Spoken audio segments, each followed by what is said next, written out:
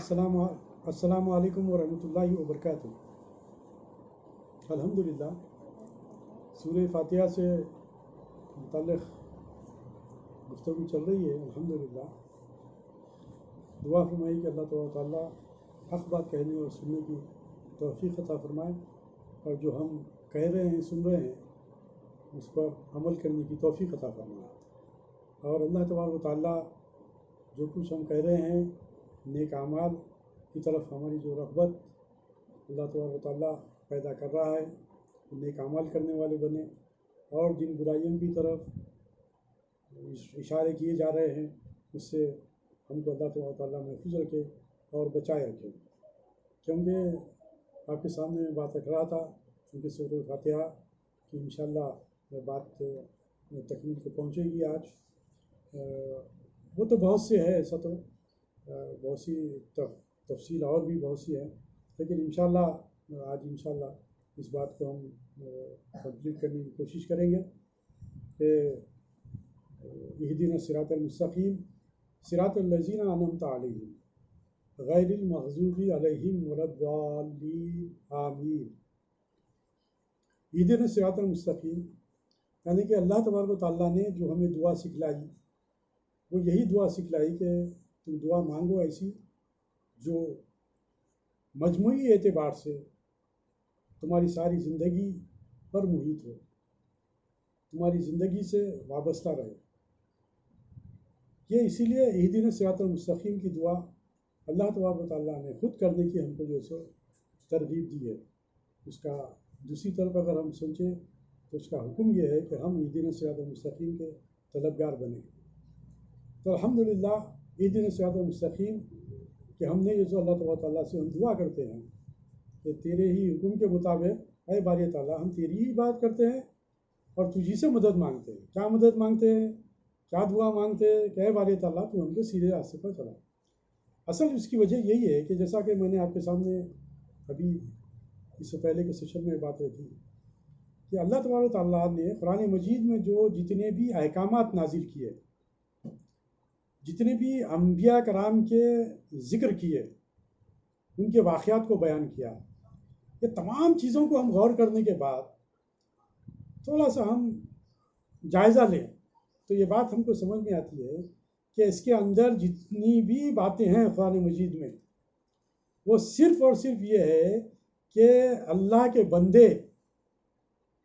اور بالخصوص مسلمان ہم اپنی زندگی ایسی گزاریں کہ اللہ کی بندگی کا جس کے اندر اظہار ہو۔ ہم اللہ کو جب ہم اپنا رب مانتے ہیں،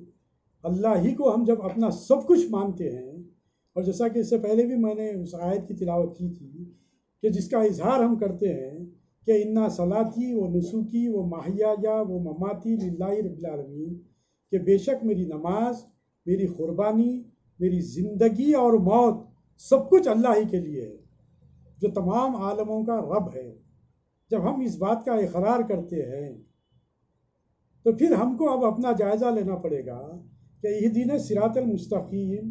کہ ہم جو دعا کیے اس کے بعد جو اللہ تبارک و تعالیٰ نے جو دعا سکھلائی کہ انعمت علیہم، اے باری تعالیٰ ہم کو ان کے راستے پر چلا جن پر چلنے والوں پر تیرا انعام ہوا۔ پھر اس کی طرف جو ہے توجہ بھی دلائی گئی کہ یہ وہ راستہ ہے جو انبیاء کرام کا ہے، یہ وہ راستہ ہے جو صدیقین کا ہے، یہ وہ راستہ ہے جو شہداء کا ہے، یہ وہ راستہ ہے جو صالحین کا ہے۔ ان کے راستے پر اے باری تعالیٰ ہم کو چلا، ہم جو ہے دعا کرتے ہیں۔ اور پھر آپ دیکھیے قرآن مجید میں آپ جب پڑھیں گے تو آپ کو معلوم ہوگا کہ ہر ایک کی چیز کے بعد جہاں پر نیکی کا ذکر کیا گیا وہاں پر بتلا دیا گیا کہ یہاں پر یہ بدی ہے۔ لا تستوی الحسنۃ ولا السیئۃ، نیکی اور بدی ایک نہیں ہو سکتے، نیکی اور بدی برابر نہیں ہو سکتے۔ نیک لوگ، جنتی لوگ اور جہنمی لوگ ایک نہیں ہو سکتے۔ اللہ کے نیک بندے اور برے بندے ایک نہیں ہو سکتے۔ متقی و پرہیزگار بندے اور گنہگار بندے ایک نہیں ہو سکتے۔ نیکی اور بدی ایک نہیں ہو سکتی، اچھائی اور برائی ایک نہیں ہو سکتے۔ یہ تمام چیزیں اللہ تبارک و تعالیٰ نے قرآن مجید میں بیان کر دی، تمام چیزیں قرآن مجید میں بیان کر دی کہ جن لوگوں نے انعمت علیہم، انبیاء کا راستہ، جتنے بھی پیغمبروں کا ذکر کیا گیا اللہ تعالیٰ نے قرآن مجید میں کیا، تو اس کے اندر یہی بات بتلائی گئی کہ جب نبی آئے دنیا میں اور آ کر اپنی قوم میں، اپنے علاقوں میں، اپنے لوگوں کے سامنے جب دین کو پیش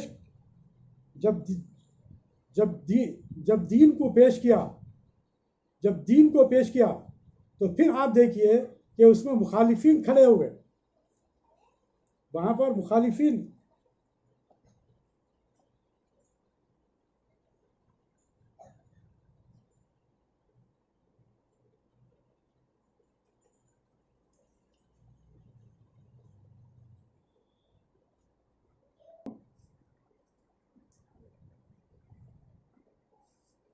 السلام علیکم ورحمۃ اللہ وبرکاتہ۔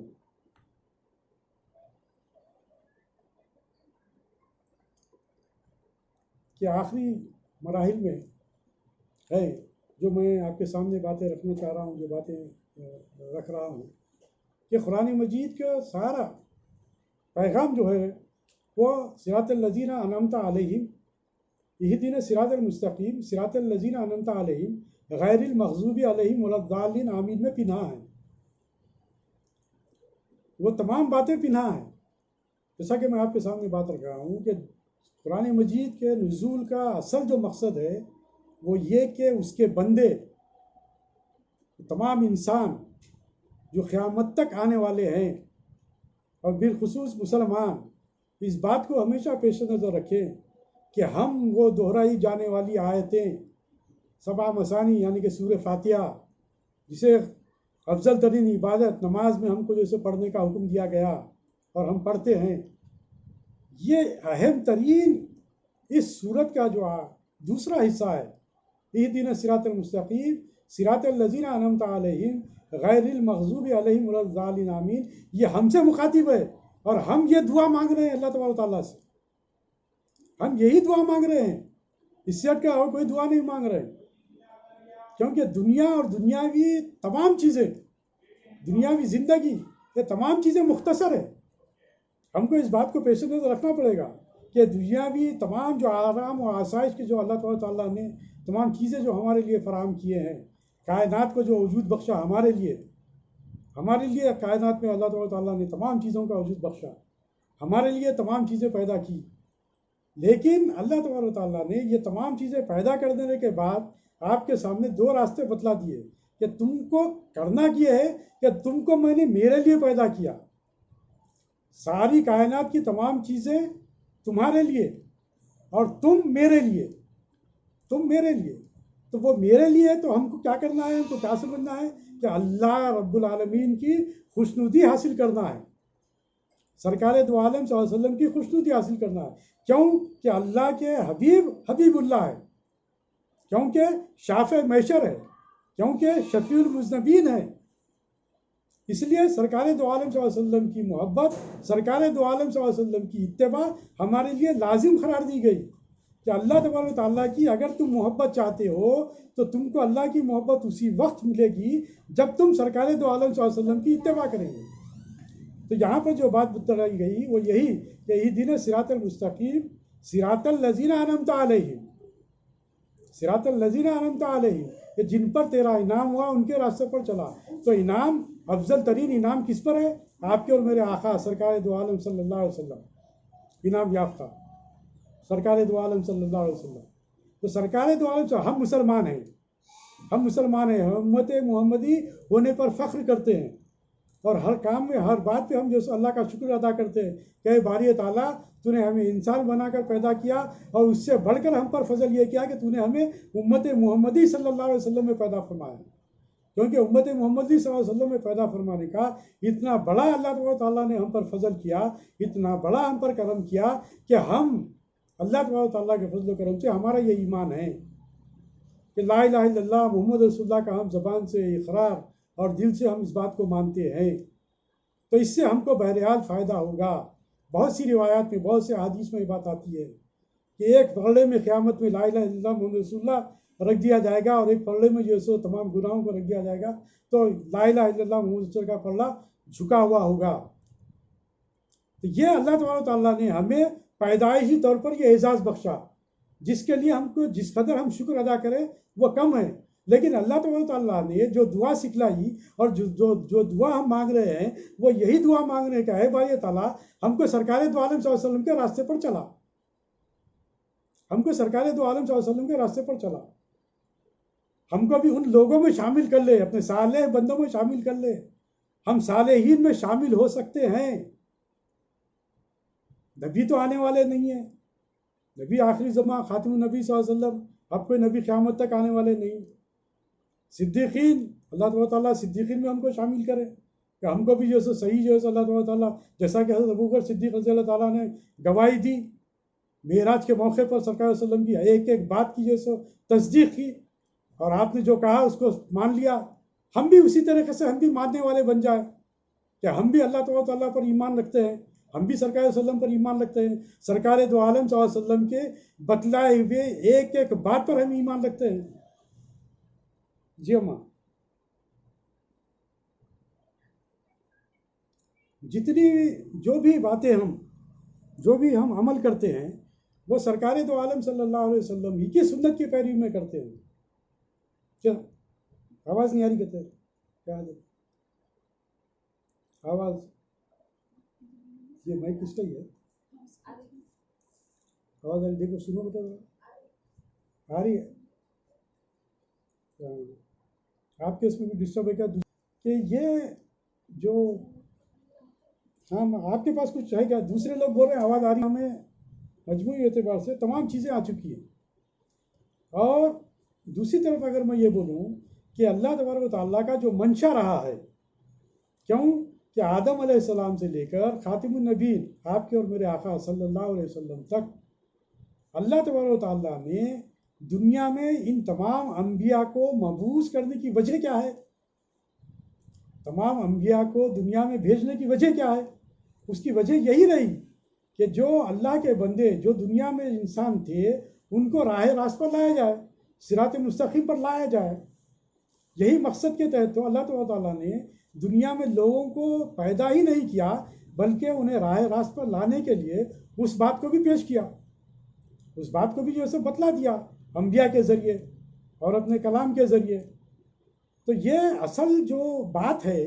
وہ یہ ہے اس سورہ فاتحہ کی جو بنیاد میں آپ کے سامنے اب رکھنے جا رہا ہوں، وہ یہ کہ اللہ تبارک و تعالیٰ خود یہ چاہتا ہے کہ اس کے بندے صراط مستقیم پر قائم رہیں، صراط مستقیم پر چلیں، اور اس کے بھیجے ہوئے جو انبیاء ہیں، اس کے بھیجے ہوئے جو نبیاں ہیں، ان کے راستے کو اپنائیں، ان کے احکام پر عمل پیرا ہو جائے،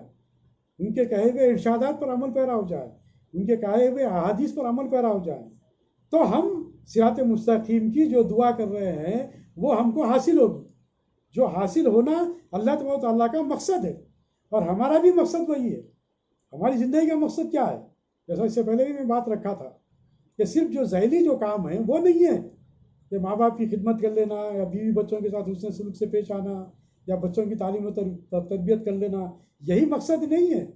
اس سے ہٹ کر جو اصل اہم ترین جو مقصد ہے، جس کی طرف اہدنا الصراط المستقیم صراط الذین انعمت علیہم غیر المغضوب علیہم ولا الضالین آمین میں جو پیش کیا گیا، اگر آپ غور کر کے دیکھیں تو اس کے اندر بھی امر بالمعروف نہی عن المنکر کا پیغام دیا گیا. جیسا کہ ہمارے سامنے آیت شریف آتی ہے، کنتم خیر امۃ اخرجت للناس تأمرون بالمعروف وتنہون عن المنکر وتؤمنون باللہ، کہ ہم نے تمہیں ایک بہترین امت بنا کر پیدا کیا، بہترین امت بنا کر پیدا کیا تاکہ تم لوگوں کو نیکی کی ترغیب دو، لوگوں کی تعلیم دو،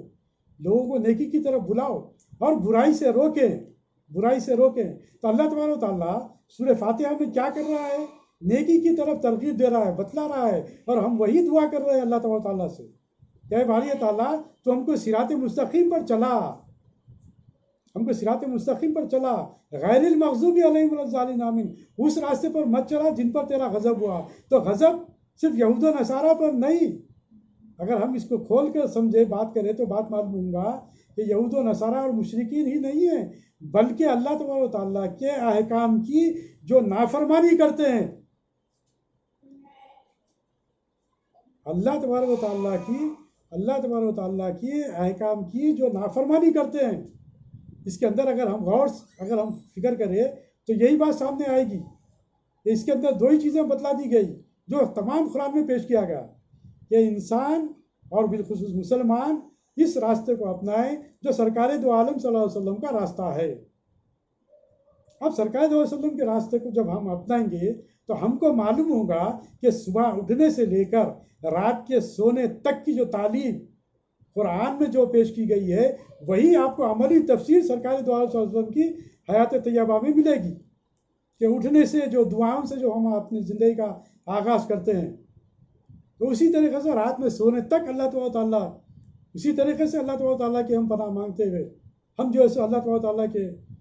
کیا ذکر کرتے ہوئے ہم سوتے ہیں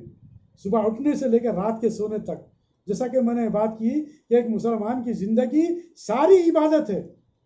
ماں باپ کی خدمت کرنا عبادت ہے، اس لیے ہے کہ ماں باپ کی عبادت کرنے کا اللہ تبارک و تعالیٰ نے حکم دیا کہ ان کی آپ خدمت کریں، ان کے ساتھ حسن سلوک کریں۔ تو ماں باپ کے ساتھ حسن سلوک کریں تو یہ حکم بھی اللہ کا ہے، اس لیے ہم ماں باپ کی خدمت کرتے ہیں۔ اگر کوئی مشرک بھی ماں باپ ہے تو ہم اس کے حکم کی تعمیل کرتے ہیں، کیونکہ یہ حکم اللہ اس کے رسول کا ہے کہ ماں باپ کی فرما برداری کرے۔ ہاں وہ بات نہ مانے جو شریعت کے خلاف اگر وہ کہیں، اگر وہ غیر مسلم ہے اور شریعت کے خلاف اگر وہ بات کہیں گے تو ہم اس بات کو نہیں مانیں گے۔ لیکن حکم یہ ہے کہ ماں باپ کی خدمت کریں، ماں باپ کی فرما برداری کریں۔ تو ہم ماں باپ کی فرما برداری کیا ہے؟ حقیقی معنوں میں اللہ اس کے رسول کے احکام کی فرما برداری ہے۔ اسی طرح بیوی کے ساتھ حسن سلوک کریں، شوہر کے ساتھ حسن سلوک کریں۔ یہ بھی آپ کو سرکار صلی اللہ علیہ وسلم کی ساری سیرت میں مل جائے گی۔ اقربا میں سب سے پہلے یہی لوگ آئیں گے، بیوی اور بچے، یہ تمام لوگ جو ہے اقربا میں سب سے پہلے جو ہمارے خاندان والے، ہمارے گھر والے جو لوگ رہیں گے، ان کے ساتھ حسن سلوک کرو، ان کے اوپر اپنا جائز مال خرچ کرو، ان کی تعلیم و تربیت کرو۔ یہ کیا ہے؟ یہ اللہ اس کے رسول کا حکم ہی ہے جس کی وجہ سے ہم کرتے ہیں۔ تو اس طریقے سے ہم ان پر جو اپنی بیوی بچوں پر خرچ بھی کرتے ہیں، ان کے ساتھ محبت سے پیش آتے ہیں، ان کی جو فرما برداری کرتے ہیں۔ بیوی کا کام ہے شوہر کی فرما برداری کرے، تو جب بیوی اگر شوہر کی فرما برداری کرتی ہے تو یہ بھی اللہ اس کے رسول کا حکم ہے کہ جو یہ فرما برداری کرتی ہے تو یہ اللہ اس کے رسول کے حکم کے تابع ہوگی، لہٰذا اس کی بھی زندگی کامیاب ہے اور وہ بھی عبادت میں شامل ہے، وہ بھی عبادت میں شامل ہے۔ اسی طرح ہم بچوں کی تعلیم و تربیت، یہ بھی سرکار علیہ وسلم کا حکم ہے۔ تو یہ تمام جو چیزیں ہم کو سرکار دو عالم صلی اللہ علیہ وسلم کی سیرت میں مل جائے گی۔ تو ہماری زندگی اس طریقے سے صبح اٹھنے سے لے کر رات میں سونے تک، جھولے سے لے کر لہد سے لے کر مہد تک، زندہ پیدا ہونے سے لے کر مرنے تک کی جو ہماری زندگی ہے، یہ پوری زندگی ہماری اللہ تبارک و تعالیٰ کے احکام اور سرکار صلی اللہ علیہ وسلم کے احکامات کے تحت، صلی اللہ علیہ وسلم کے ارشادات کے تحت، سرکار صلی اللہ علیہ وسلم کی سنتوں کے تحت اگر ہماری زندگی رہے گی تو ساری زندگی ہماری عبادت میں گزرے گی۔ ہم ساری زندگی ہم جو ہے سو اللہ تبارک و تعالیٰ کی بندگی میں ہماری گزرے گی، اور اللہ تبارک و تعالیٰ ایسی ہی زندگی چاہتا ہے، اور اسی زندگی کو چاہتا ہے، اسی لیے وہ چیزیں ہم میں پیدا کرنا چاہتا ہے کہ تم ان چیزوں کو اپناؤ، ان راستوں کو اپناؤ، سرکار کی سنتوں پر عمل کرو، سرکار کی جتنی بھی آپ کے جو ارشادات ہیں اس پر عمل پیرا ہو جاؤ۔ کیونکہ اللہ تبارک و تعالیٰ نے، میں نے اس سے پہلے بھی جو آیت میں آپ کے سامنے تلاوت کی، بہت ہی اہم ترین آیت ہے، بہت ہی اہم ترین آیت ہے، انعمت علیہم، انعمت علیہم کی بنیاد پر بہت ہی اہم ترین آیت۔ آج جیسا کہ ہم عموماً جو ہے توحید کی جو بات کرتے ہیں، جو توحید کی جو بات کرتے ہیں، توحید پرستی کی جو بات کرتے ہیں، توحید پرستی کی بات کب مکمل ہوگی؟ توحید پرست حقیقی معنوں میں توحید پرست ہم کب بنیں گے؟ ہم اللہ والے کب بنیں گے؟ اللہ والے جب بنیں گے جب اللہ ہی کے بتلائے ہوئے راستے پر چلیں گے۔ اور اللہ کیا راستہ بتلا رہا ہے؟ قل ان کنتم تحبون اللہ، پھر آپ کے سامنے میں یہ آیت رکھ رہا ہوں، قل ان کنتم تحبون اللہ، آپ کہہ دیجئے ان سے، اے محمد صلی اللہ علیہ وسلم، کہ جو لوگ مجھ سے محبت کرنے کے دعوے دار ہیں، مجھ سے محبت کرنے کی باتیں کرتے ہیں، جو توحید پرست توحید کی بات کرتے ہیں، آپ ان سے یہ بات کہہ دیجئے۔ دیکھیے، آپ غور کیجئے، آپ غور کریں تو آپ کے قلب و ذہن کو جو اللہ تعالیٰ منور کرے گا، منور کرے گا۔ بغیر سنتوں کے کسی قسم کی ہم کامیابی حاصل نہیں کر سکتے، کیونکہ اللہ تعالیٰ نے اس آیت میں وہ بات کہہ دی، खुद इन कुंतुम तुहिब्बुन अल्लाह, आप उनसे कह दीजिए जो ये कहते हैं कि अल्लाह से हमको मोहब्बत है, तो आप कह दीजिए, क्या कह दीजिए, फत्तबिऊनी, कि बस वो मेरी इत्तिबा करें। किसकी इत्तिबा करें? सरकार दो आलम सल्लल्लाहु अलैहि वसल्लम की इत्तिबा करें, सरकार दो आलम सल्लल्लाहु अलैहि वसल्लम की इत्तिबा करें। जब सरकार दो आलम सल्लल्लाहु अलैहि वसल्लम की इत्तिबा करेंगे, सरकार दो आलम सल्लल्लाहु अलैहि वसल्लम की एक एक सुन्नत को अपनाने की कोशिश करेंगे, नऊज़ुबिल्लाह मिन ज़ालिक, ये सुन्नत है। टोपी पहनना सुन्नत है, पहनो तो पहने, तो नहीं पहने नहीं पहने। दाढ़ी रखना सुन्नत है, रखे तो रखे, नहीं रखे तो नहीं रखे। लिबास, ऐसा लिबास, ये तो लिबास तो ऐसा एक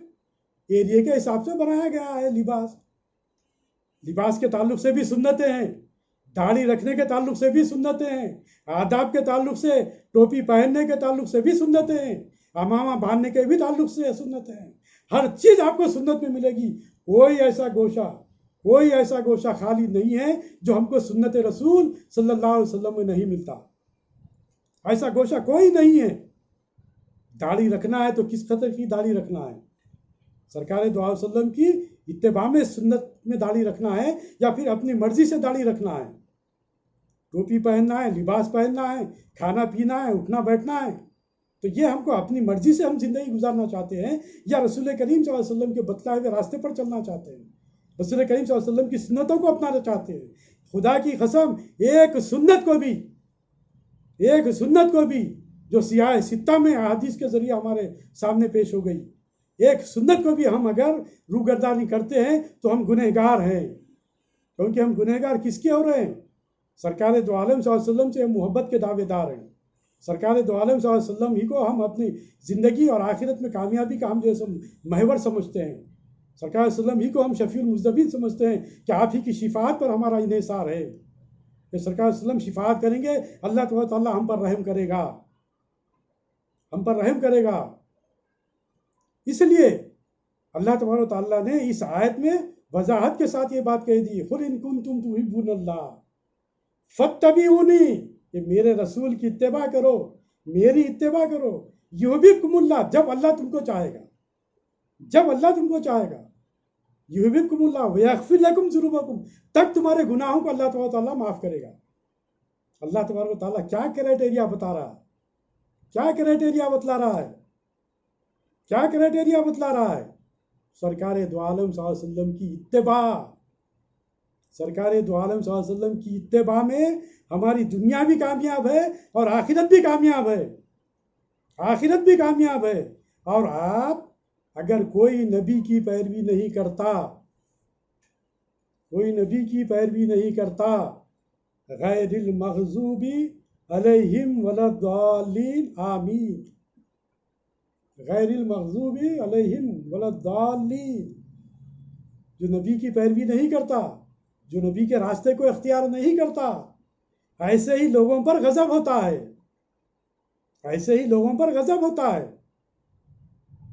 अब हमको गौर करना, अभी कौन सी ऐसी बात रह गई? अल्लाह तबारक ताला ने सरकार दो आलम सल्लल्लाहु अलैहि वसल्लम की सारी हयात तैयबा हमारे लिए मशाल राह,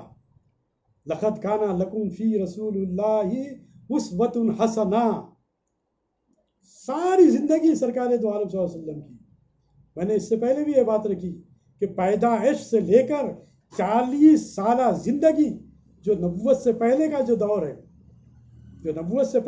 दौर है, इंतहाई अहम तरीन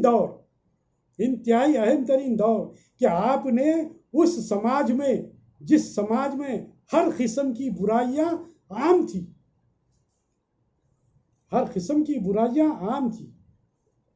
लेकिन उसके बावजूद सरकार दो आलम सल्लल्लाहु अलैहि वसल्लम की सारी ज़िंदगी आप देखेंगे इंतहाई पाकीज़ा ज़िंदगी, सारी ज़िंदगी 40 साल जो दौर है। आप तिजारत भी कर रहे हैं तो आप देखिए कि पूरी तरीके से ईमानदार, अमानतदार, ईमानदार, सादिक। इसीलिए जब नबुव्वत का ताज सर मुबारक पर रखा गया और जब आपने फारान की चोटी पर खड़े होकर इस बात का ऐलान किया कि क़ूलू ला इलाहा इल्लल्लाह व तुफ़्लिहू,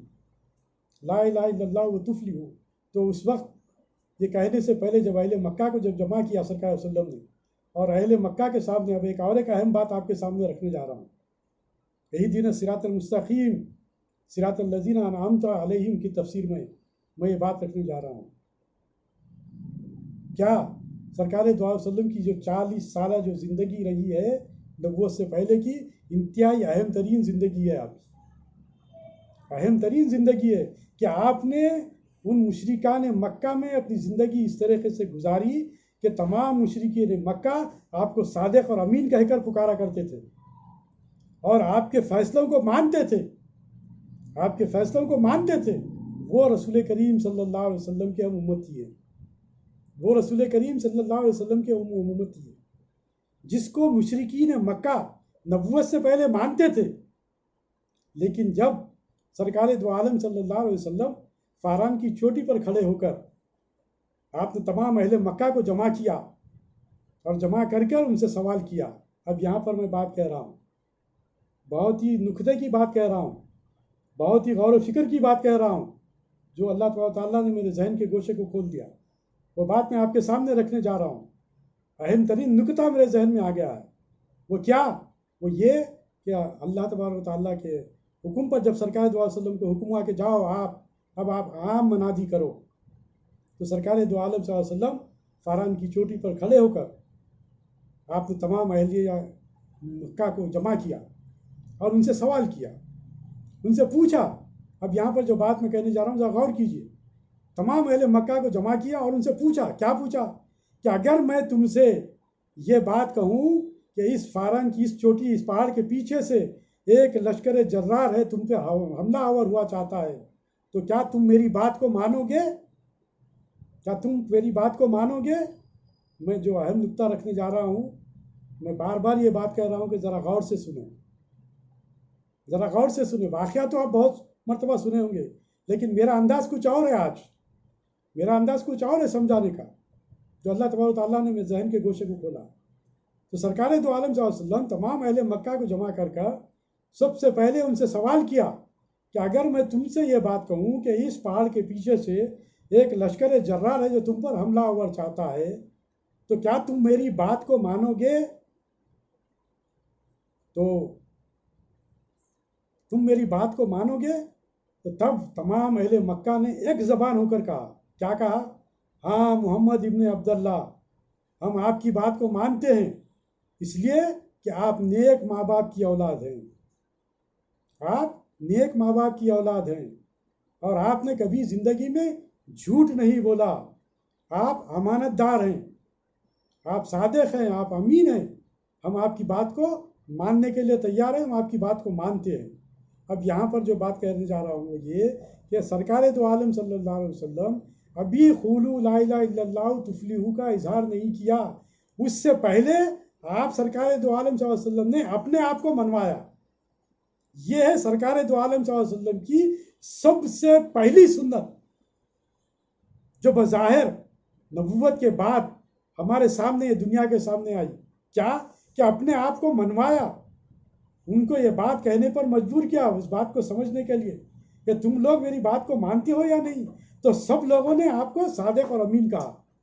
سبھی لوگوں نے آپ کو صادق اور امین کہا۔ اس طریقے سے سرکار دو علیہ وسلم کی یہ سنت ہمارے سامنے آتی ہے کہ انہوں نے پہلے اپنے آپ کو منوایا۔ منوانے کا مراد آپ کی جو 40 سالہ جو دور جو زندگی کا گزرا ہے، وہ تمام اہل مکہ آپ کو مانتے تھے،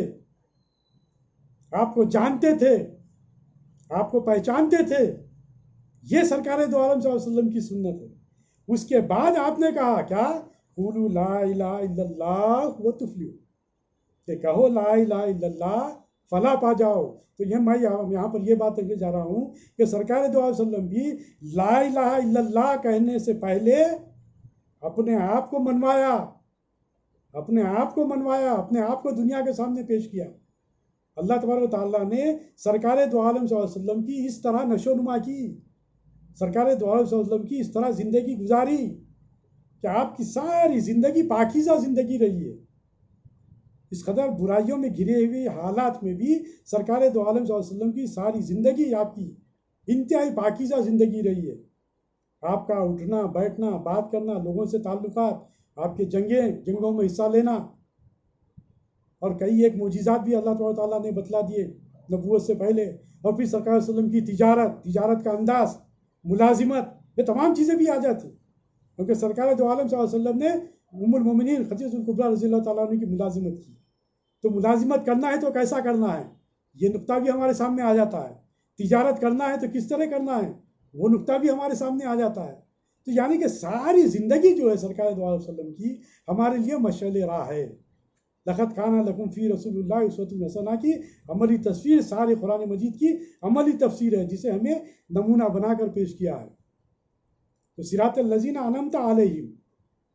غیر المغضوب علیہم ولا الضالین آمین. اب یہاں پر یہ بات کہ یہاں پر تو یہود و نصارہ،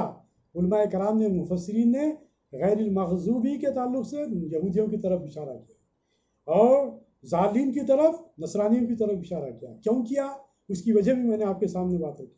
وہ اس لیے کہ اللہ تبارک و تعالیٰ نے نبی کے ذریعے پیغام بھیجا، نبی کے ذریعے کلام بھیجا، نبی کے ذریعے پیغام بھیجا، نبی کو عملی صورت گری میں، اور پھر ان کے ذریعے کتابوں کے ذریعے پیغام بھیجا. جس طرح پیغام بھیجا سرکار دو عالم صلی اللہ علیہ وسلم کے ذریعے قرآن مجید کی صورت میں، سرکار دو عالم صلی اللہ علیہ وسلم ہمارے لیے،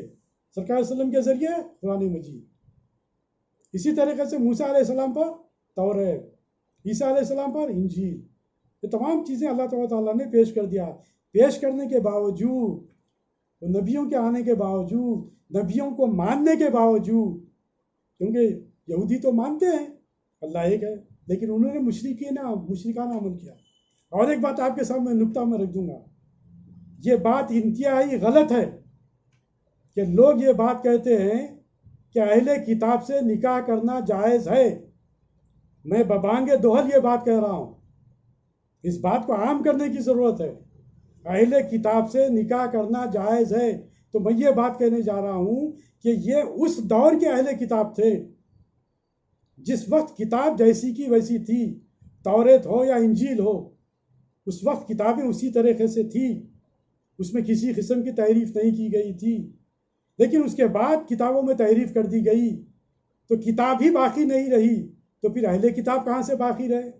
اور پھر دوسری چیز یہ کہ وہ لوگ اب مشرک ہو چکے ہیں، وہ لوگ اب مشرک ہو چکے ہیں. یہودیوں نے عزیر علیہ السلام کو خدا کا بیٹا قرار دیا، اس طریقے سے وہ لوگ مشرک ہو گئے.